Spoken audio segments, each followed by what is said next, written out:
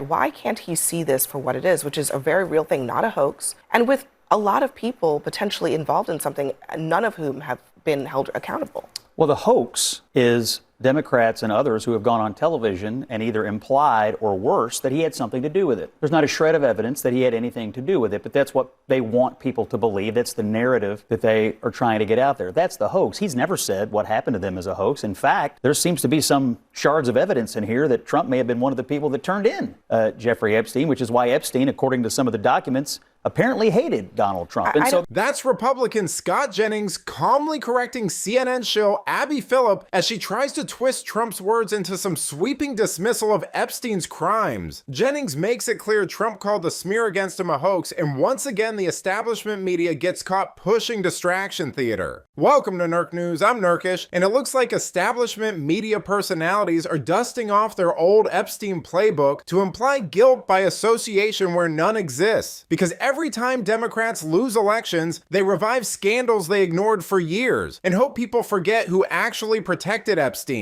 Here's Ana Navarro trying to downplay her own post-conviction ties while Scott Jennings calls out the selective outrage. I tell you, they may not have done something criminal. Just the fact that they are having email exchanges does not mean that they did something like criminal. Larry Summers, okay, but or Stacey Plaskett. Yes, the fact that they're having exchanges exactly. with Epstein. That may not be criminal. I do think it is wrong. And the reason I think it's wrong is because by the time that the emails that we are seeing in this trove that was released are from 2019 and 2018 and 2016. Mm-hmm. That is way after Epstein had served 13 months in that sweetheart deal in Florida, after he had served 1 year under house arrest, after he had registered as a sex offender. And so these people, a lot of them who are folks that are admired by our society, famous, rich, powerful, in very elite circles in Palm Beach and in New York, were conversing with him and communicating with him and treating him. I mean, people like Deepak Chopra. Does that apply? Does your concern apply to Stacey Plaskett? Absolutely. It applies. Did you just hear me? Across the board. Did you just hear me say? She should resign. There you go again. There you go again, trying to make this into a Democrat. I think it's very. She was being programmed by him after the moment you said we all knew. It's very hypocritical for you to call out the names of only the Democrats, but not apply the very same logic to everyone. What Republican was he programming? Listen, hold on. You're basically saying if you're named in these documents, I guess you're saying that they should be condemned. Anna is basically saying, let it all out. But you're the only one who's making a carve out for one person, and that's Donald Trump. There's no evidence that he had any contact with Epstein after he excommunicated him, but we do have evidence that he was programming Democrat members of Congress. Why isn't that a big deal to you guys? I guess the point is we just don't know. We do know that. We absolutely know he was programming Plaskett. Ana Navarro admitting on CNN that associating with Epstein after his 2008 conviction was morally wrong is a rare moment of honesty, but, Scott Jennings is right to point out how selective this outrage is. I mean, it's funny how Stacey Plaskett's post-conviction communications and campaign donations get memory hold, and yet suddenly Republicans are expected to prove they weren't involved with Epstein's crimes. The supplemental reporting shows liberals buried Epstein's network for years while mocking conservatives for raising alarms. And now they're pretending this entire scandal started in 2025. Here's Abby Phillip pathetically trying another implication game only to get deflated by Jennings. I don't know that we know anything about Trump's involvement or lack thereof. But I do know that he is named in these documents. I do know that he is named in a way that raises questions, and that is something that is real.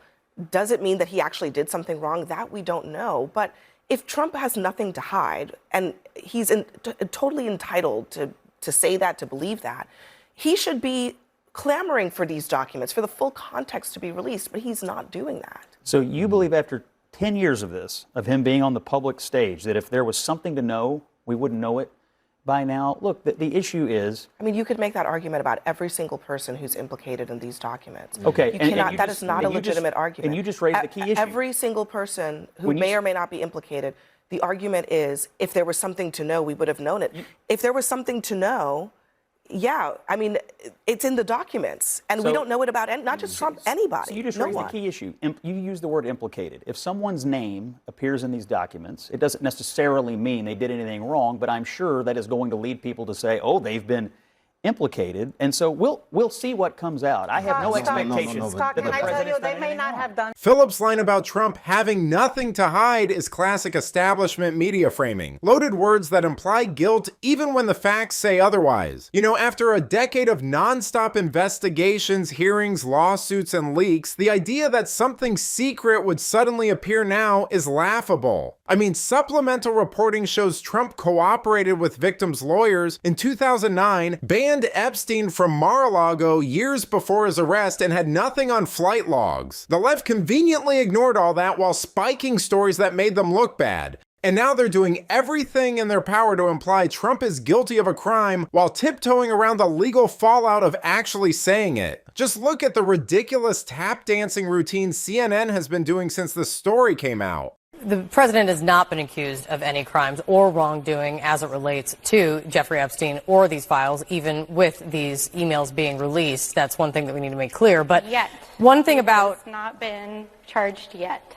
Yes. Yeah, there's no accusations, though, of any wrongdoing so far. This is classic establishment media. Imply guilt while staying legally safe. You know, they know Trump wasn't involved, but the hedging is meant to make viewers assume otherwise. I mean, these outlets buried Epstein's stories when Democrats were implicated and only revived them once they could weaponize Trump's name. After years of scrutiny, nothing turned up. So implication becomes the distraction they need with Trump returning to office. But let me know what you think. Is the renewed Epstein coverage just another coordinated distraction meant to smear Trump and shield Democrat elites? Let me know in the comments, and if you enjoyed this video, please give it a like and subscribe to the channel. That stuff really does help us out. Until then, this has been Nerk News. Thanks for watching. Bye.